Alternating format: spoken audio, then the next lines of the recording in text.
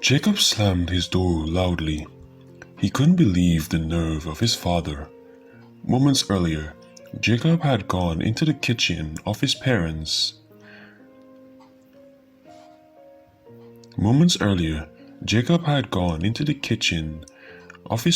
House where he lived. All he wanted to do was eat, watch television, and surf the internet on his laptop. His father, however, would have none of that. His son was in his mid-20s, jobless and still living at home. He demanded that Jacob clean the living room as were his regular duties, and asked him in a rather gruff tone if he had gotten a job yet, a question to which he already knew the answer was no. Jacob, tired of hearing the same thing from his father daily, stormed out of the kitchen, leaving behind an open refrigerator and his laptop. As he left, he yelled obscenities at his father and said he wished that he would just die already, so he could go be with his mother in hell. Jacob's mother, Molly, had died earlier in the year when the car of his father was driving hit a patch of ice and skidded into a ravine. Jacob constantly berated his father, whom he hated, for, as he put, killing his mother.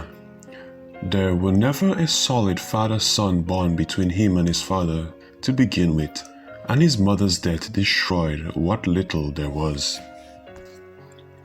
Jacob, still fuming and tired from staying up all night playing his online games, went to sleep. When he woke up, he found the house was curiously silent. His father usually was noisy at all hours. If it wasn't his snoring, it was the sound of him watching television. Jacob ventured out of his room and called out to see if anyone was there. He poked around all the rooms until he got to the kitchen, where he saw his laptop closed but still on. Angry at the thought of his father messing with his computer, he snatched it up and turned on the television. Opening it, he booted it back up and went about seeing if his father had messed with anything. There, on his desktop, was a curious file titled dad.txt that he was sure wasn't there earlier. Curiosity getting the better of him, he opened it. In moments, he was filled with a deep sense of regret.